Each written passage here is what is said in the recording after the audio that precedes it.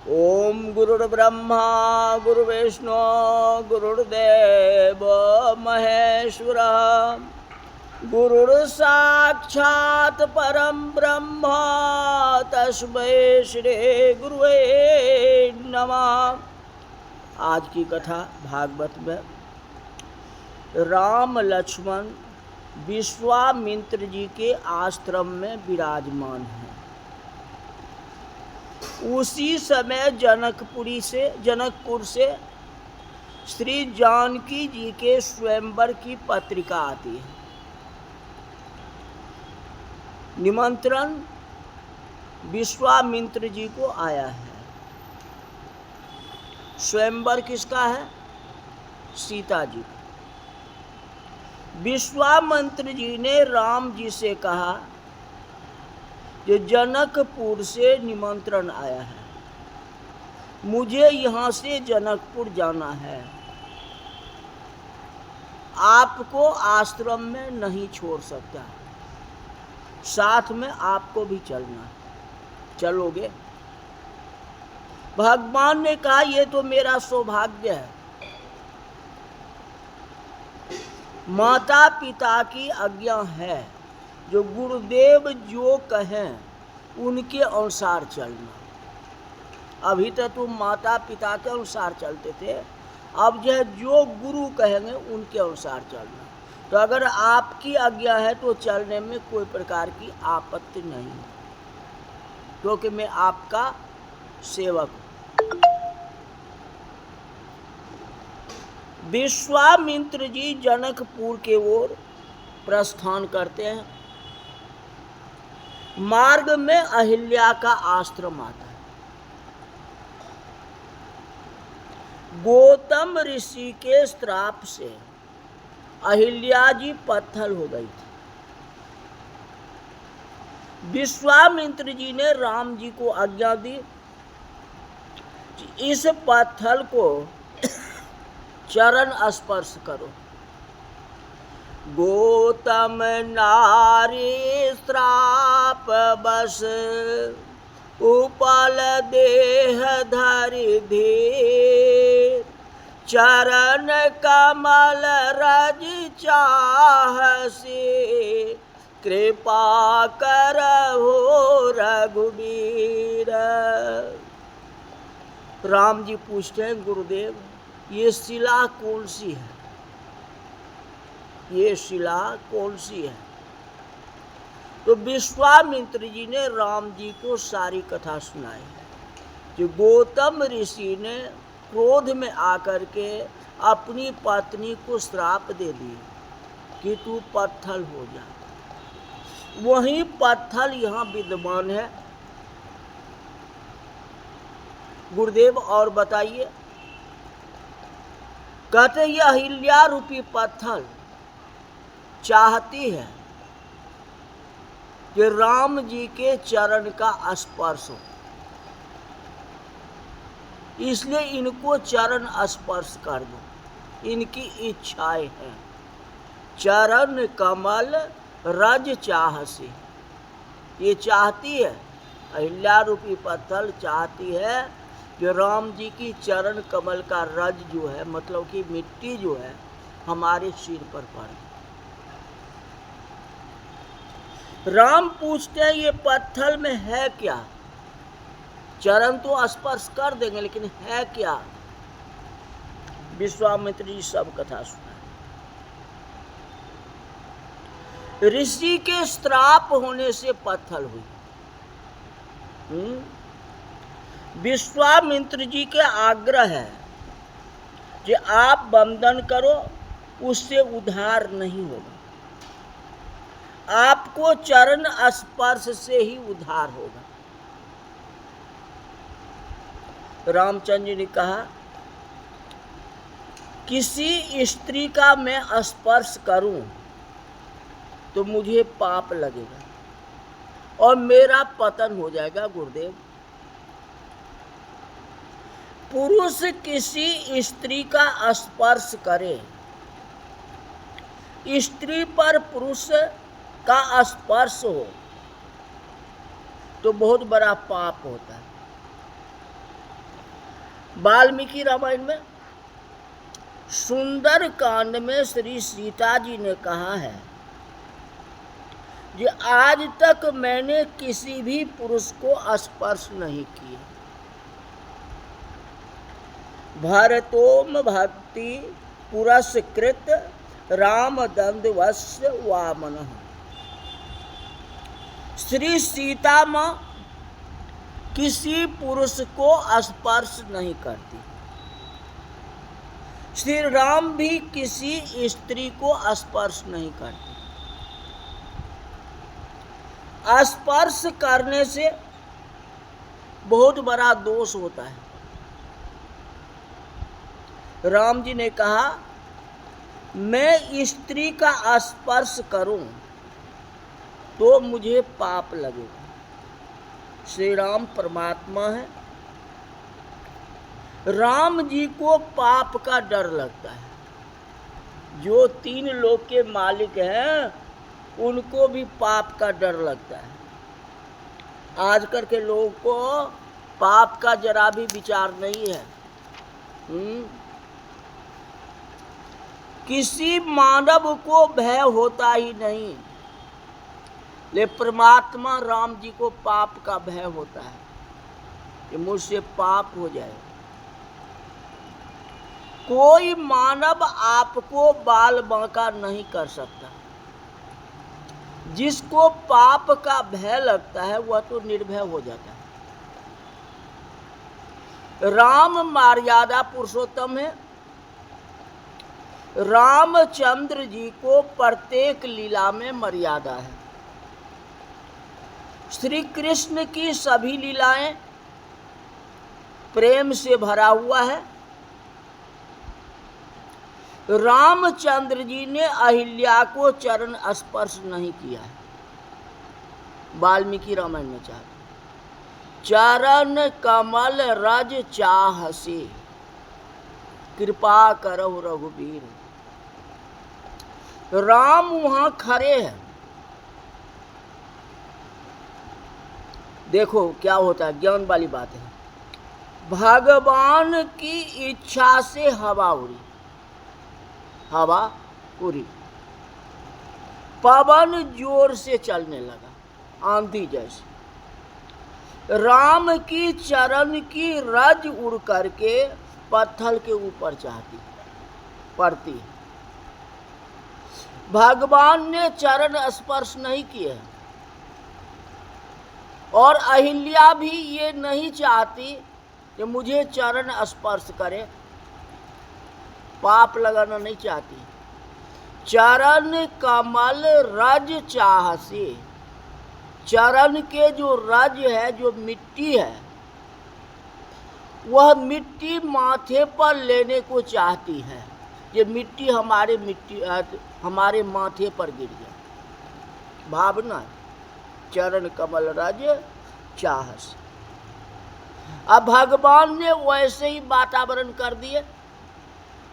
हवा की झोंके चली आंधी जैसे। राम चरण का स्पर्श नहीं हुआ है।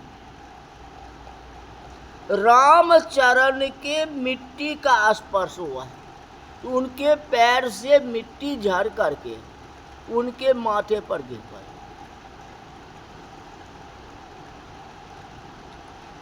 प्रत्यक्ष प्रभु को चरण स्पर्श कराने में क्या जरूरत है? राम चरण के रज में शक्ति है। अहिल्या जी को राम चरण रज का स्पर्श हुआ है, स्पष्ट है। मुनि श्राप जो दीना अति भल कीना, अप्रगट भई तप पूंज सही। अहिल्या का उद्धार होता है। अहिल्या जी की सुंदर स्तुति है। मुझे श्राप हुआ तो अच्छा हुआ। आज अगर श्राप नहीं होता तो भगवान के चरण का रज हमारे माथे पर नहीं आता। भगवान किसी के माथे पर पैर रखे हैं? बताओ, कहीं है? लेकिन आज अहिल्या के माथे पर चरण है, और चरण नहीं, चरण की छाया है। आप बरसात में क्या करते हो? छाते माथे पर रखते हो, माथे में टच तो नहीं होता है, माथे से ऊपर रहता है ना। तो चरण की चरण रूपी छाता है। जिस छाते में आंधी आई, हवा, और हवा से उसमें जो मिट्टी थी वे उनके बाल के ऊपर पड़ गया, मतलब माथे के ऊपर पड़ गया। चरण रज, और इससे अहिल्या जी का उद्धार हो गया। मानव की बुद्धि पत्थर की जैसे कठिन हो जाती है। मानव बुद्धि से काम सुख का विचार करता है, और काम सुख के लिए किसी को स्पर्श करता है। मन में ये भावना नहीं रहती ये माता है और ये बहन है, या कोई हमारी ये रिश्ता है। उस रिश्ता से किसी को टच नहीं करता।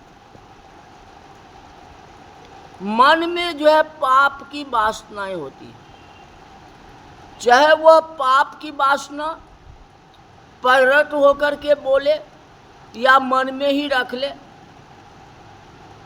तो वह भी तो अनजान है, लेकिन आपने स्पर्श किया, लेकिन आपके मन में पाप की वासना है जो आप प्रकट नहीं कर रहे।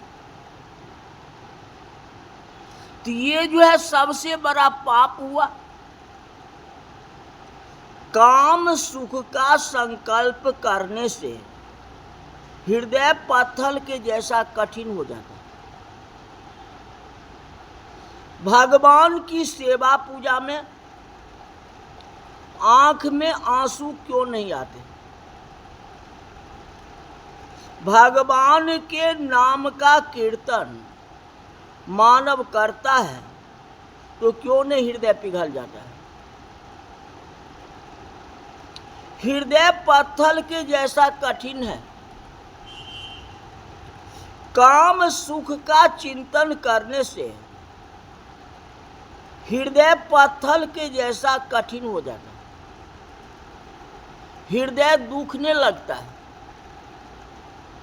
भगवान का आप कीर्तन करते हो या भजन करते हो तो हृदय में कोई प्रकार की तकलीफ नहीं होती, दुख नहीं होता। आप एक दूसरे को देखते हो कि हमारा ताल मिल रहा है कि नहीं, हम सही गा रहे हैं या नहीं, ढोलक वाला ताल पर है कि नहीं, हारमोनियम वाला ताल पर है कि नहीं। ध्यान आपके उसके पर है। हृदय आपको पत्थर के समान, हृदय जो है आपका पत्थर के समान।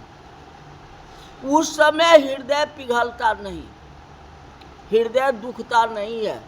खूब ताली बजाते हो, खूब ढोलक बजाते हो, हारमोनियम बजाते हो, जोर जोर से गाते हो, अगर हाथ किसी का स्पर्श कर दे तो आपको दिल दुख जाता है, और उस बात को इतना चिंता में ले लेते हो, इतना व्यग्र हो जाते हो कि हृदय आपके दुखने लगती है। मैं जो चाहा सो नहीं हूँ, उस बात को प्रकट भी नहीं कर सकते हो, अंदर अंदर ही हृदय को दुखाते हो। ये क्या रही बात? जितना हृदय आपको काम वासना में दुखता है, उतना अगर भगवान की कीर्तन में दुखे तो कितना अच्छा होगा। तब तो भगवान का साक्षात्कार हो जाएगा आपको। संत चरण रज, भागवत चरण रज में वासना का विनाश करने की शक्ति है। संत के चरण में इतनी बड़ी शक्ति है, भागवत में इतनी बड़ी शक्ति है जो वासना को मिटा देता है। रामचरण रज का स्पर्श हुआ है। किसको? अहिल्या जी को। अहिल्या जी का उद्धार हो गया। अहिल्या का उद्धार करने के बाद राम लक्ष्मण विश्वामित्र जी के साथ जनकपुरी में आए। जनकपुरी के बाहर एक अम्बा बाड़ी है, जहां आम का पेड़ होता है, उसको अम्बा बाड़ी कहते हैं। वहां राम लक्ष्मण और विश्वामित्र जी विराजमान होते हैं। राजा जनक ने सुना जो विश्वामित्र जी आए हैं। जनक महाराज दौड़ते हुए गए और विश्वामित्र जी को पूजा की, कुशल समाचार पूछा। विश्वामित्र जी के साथ राम लक्ष्मण विराजमान है। जनक महाराज राम जी का दर्शन करते हैं, बहुत आनंद होता है। राजा जनक ने पूछा कि हे ऋषिराज, हे विश्वामित्र जी, ये ऋषि कुमार हैं या राजकुमार हैं? बताओ दोनों में क्या है? ऋषि कुमार हैं या राजकुमार हैं? विश्वामित्र जी अस्मित हास्य किया, बहुत जोर से हंसे हैं। अब जनक राजा जी को परिचय बताते हैं, ये कौन है और कैसे है, ये बता रहे हैं। जो परिचय पात्र कल की कथा में कहेंगे। आज की कथा यही तक रही। बोल वृंदावन बिहारी लाल की जय।